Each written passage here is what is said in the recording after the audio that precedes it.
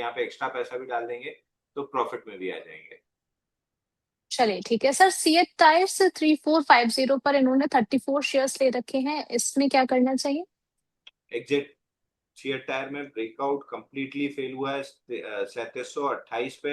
Liquidation का पहला target आया है इसलिए बाउंस बैक दिख रहा है। लिक्विडेशन का दूसरा टारगेट 3000 है और लिक्विडेशन का तीसरा टारगेट है 2480। मेरे को 2480 आते हुए दिख रहा है। ओके सर, नेक्स्ट क्वेश्चन यहाँ पे Nykaa, PB Fintech, LTF and Mahindra Finance को लेकर के। सबसे पहले नायका से शुरू करना चाहेंगे। यहाँ पर आप क्या लेवल्स देख रहे हैं? होल्ड करने की सलाह रहेगी आपकी? नायका में देखिए 148 हफ्ते का आईपीओ बेस बना है और ब्रेकआउट के बाद से बहुत अच्छी मूव नहीं आई है। बेस ऑन बेस पैटर्न बन रहा है पोस्ट ब्रेकआउट। पहले 148 हफ्ते का आईपीओ बेस था, ब्रेकआउट के बाद 38 हफ्ते का बेस ऑन बेस बना है। तो अब 311 का टारगेट है तो वैसे, बट अब उसका बहुत महत्व नहीं रह गया है। बट 311 पे रिव्यू जरूर करेंगे। 311 का स्लाइस थ्रू हुआ तो फिर ये ऑल टाइम हाई तक जा हम्म। रहा है। आईपीओ बेस बहुत बेहतरीन बना है। 224 इसके नीचे क्लोज करता है तो फिर ये स्ट्रक्चर खराब होगा। तब तक तो बिल्कुल लॉन्ग बने रहना चाहिए और नहीं है तो फ्रेश बाइंग भी कर सकते। ओके, पीवी फिनटेक में? तो ये पॉलिसी बाजार में लगभग टारगेट्स कंप्लीट हुए हैं। अगला टारगेट 1939 दिख रहा है। 1939 पे रिव्यू करेंगे बट 1939 आते हुए दिख रहा है। वहां पे जरूर रिव्यू करेंगे। अगर उसको स्लाइस थ्रू किया तो नया ऑल टाइम हम्म। हाई और वहां पे अटका तो एक राउंड ऑफ कंसोलिडेशन जो राइट साइड डेवलपमेंट हम कहते हैं, राइट साइड डेवलप करने जाएगा। हम्म। Okay, L and T finance का भी सर स्ट्रक्चर आपको कैसा लग रहा है? क्या यहाँ खत्म, पर उसका पोजीशन? खेल खत्म हो चुका। 320 सॉरी 300 रुपए पे हम एक प्रिसाइज लेवल बता दे रहा हूँ। 298 पे प्रॉफिट बुक करके भी एग्जिट कर चुके हैं। अब जब तक नया base on the monthly chart नहीं बनता है मेरा कोई इंटरेस्ट नहीं है स्टॉक में। लगभग 148 रुपए से 300 रुपए तक प्ले किया था हमने। ओके सर, एक्सिकॉम टेलीसिस्टम में एक सवाल आया है इसको लेकर कि क्या यहाँ पर अपर सर्किट लगा है? 137 पर कामकाज कर रहा है, 20% की तेजी। रिजल्ट का रिएक्शन है और वीकली चार्ट पे पोल एंड फ्लैग पैटर्न का ब्रेकआउट है। अब फॉलोइंग 50 वीक मूविंग एवरेज था 134 जिसको स्लाइस थ्रू करके अपर सर्किट लगा है। जिनके पास है आपको प्रोबेबली ये मोमेंटम 165 तक ले जा सकता है। फ्रेश बाइंग की बहुत ज्यादा कोशिश मत कीजिए, या तो आज सुबह ले लेना चाहिए था। मौका वैसे मिला नहीं होगा क्योंकि रिजल्ट का रिएक्शन है। बट अब चूंकि ठीक है रिजल्ट के रिएक्शन की वजह से निकल गया है, कुछ और देख लेंगे, कुछ नई चीज देख लेंगे। बट आप हम्म। इसमें फ्रेश बाइंग नहीं करेंगे क्योंकि रिस्क रिवॉर्ड नहीं मैच करेगा। ओके सर, यहाँ पर एक क्वेश्चन आया है हमारे प्राइम दर्शक का, AIIL में लॉन्ग कर सकते हैं क्या? ए आई एल तुम भाई थे। ए आई एल चेक करो करिएगा। ब्रेकआउट ठीक दिख रहा है, वॉल्यूम ठीक है। ऊपर में 550 575 तक जा सकता है। नहीं है ना, ऊपर में 575 तक जा सकता है। स्टॉक ठीक लग रहा है। ओके, नेक्स्ट क्वेश्चन यहाँ पर जियो फाइनेंस को लेकर क्या है? 400 शेयर से 244 पर बाय किया था, क्या करना चाहिए? अच्छा, कोई ऐसा शेयर पे कॉल बताइए जो कि शॉर्ट टर्म के लिए हो। कई सारे यहाँ पर रिकमेंडेशन दिए, उनको आप फॉलो करके चल सकते हैं। अंशु सर, जियो फाइनेंस? जियो फाइनेंस देखिए वैसे short term trading like counter है नहीं क्योंकि लो बीटा है। बट लॉन्ग टर्म इन्वेस्टर्स के लिए बहुत बेहतरीन प्राइस है। 237 230 मतलब 240 से 230 के बीच में अगर आप एक्यूमुलेट करते हैं तो आपको पहले 316 338 और ऑल टाइम हाई मिलेगा। लो बीटा काउंटर है तो बहुत फायरवर्क्स मत एक्सपेक्ट कीजिए। धीरे हम्म। धीरे। ओके सर, इंद्रप्रस्थ गैस को लेकर के क्वेश्चन आए हैं आयुष जी का। यहाँ पर फ्रेश बाय कर सकते हैं? बिल्कुल नहीं करना है। मैंने आईजीएल एमजीएल बार बार मना किया और इसके रिप्लेसमेंट में एटीजीएल परसों और कल भी रिकमेंड किया था। आज सुबह भी रिकमेंड किया था 630 रुपए के आसपास। 654 का हाई बना है। अगर आपको गैस स्पेस में काम करना है एटीजीएल पे फोकस रखिए। 620 के ऊपर 720 का टारगेट हमने डिस्कस किया था। डिसाइसिवली आज 620 निकला है तो हाई लाइकली है कि अगर फेल नहीं होता है 620 के नीचे।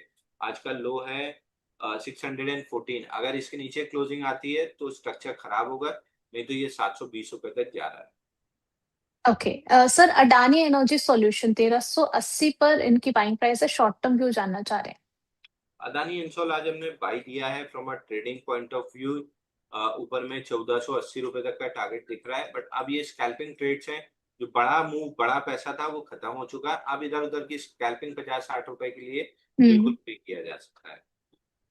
ओके सर, टाटा कैपिटल को लेकर के क्वेश्चन आया है, कह रहे हैं कि टाटा कैपिटल की ट्रेजेक्टरी कब होगी होल्डिंग इट फ्रॉम आईपीओ, और ऐड करना कब शुरू करें, किस लेवल पर?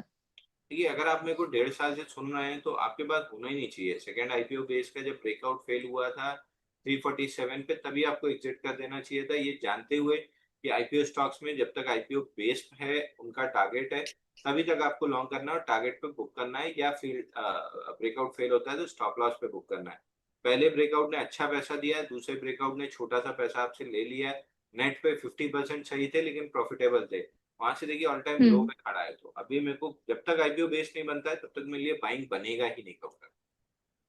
ओके, एसबीआई बैंक राजा जी ने लिया है 957 पर 500 शेयर्स लिए हैं। क्या किया जाए सर, अंशुल सर, और लेना सही रहेगा?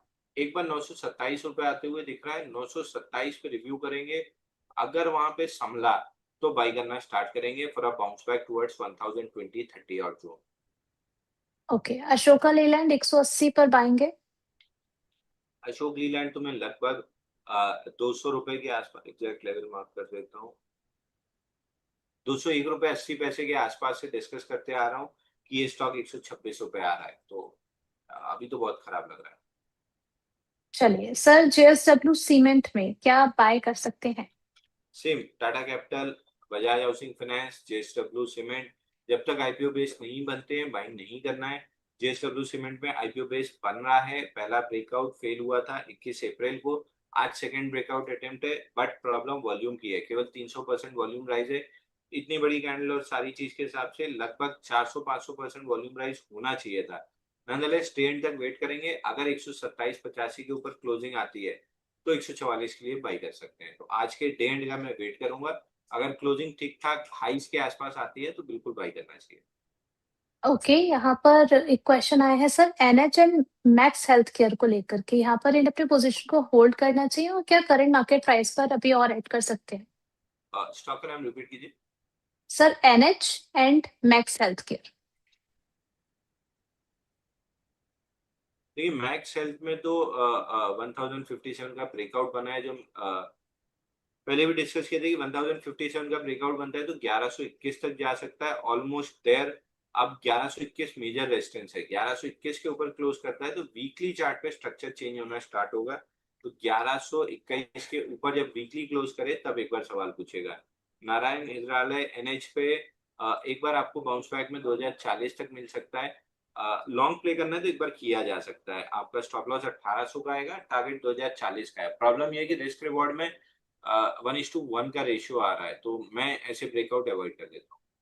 चलिए, यहाँ पर समय थोड़ा सा कम पड़ जाता है, इसलिए पूछ ले रहे हैं सर से ही कि अंशुल सर 5 मिनट और ले सकते हैं सवालों को, या फिर डिस्क्लेमर ले लिया जाए?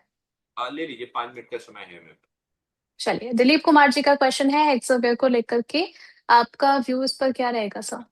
देखिए, हेक्सावेयर आप ही के चैनल पे मैंने बाई दिया हम्म। था 19 तारीख को 509 पे। इसका पहला टारगेट हमने प्रॉफिट बुक भी करा दिया है 520 के आसपास। 540 रुपए जाते हुए दिख रहा है, बट स्टॉप लॉस अब 509 का क्लोजिंग बेसिस कर लेना चाहिए। चलिए ठीक है, गोदावरी को लेकर के आपका व्यू क्या रहेगा सर? यहाँ पर क्वेश्चन आया है नई खरीदारी के लिए। देखिए, गोदावरी दो है, गोदावरी पावर एंड इस्पात लिमिटेड और गोदावरी बायो रिफाइनरी। तो इनका एग्जैक्टली सवाल किस पे है? जी, गोदावरी पावर को लेकर के क्वेश्चन है इनका, शॉर्ट टर्म टारगेट जानना चाह रहे जीपीआईएल में दोनों टारगेट 320 तक के कल टेस्ट हुए हैं। आज पुल बैक दे रहा है, पुल बैक में 288 तक आ सकता है, 288 नहीं टूटता है तो नेक्स्ट लेग में 350 रुपए तक जा सकता है। हैं। ओके, 170 पर खरीदारी करी है इन्होंने इरेडा के अंदर, यहाँ पर आगे के टारगेट्स?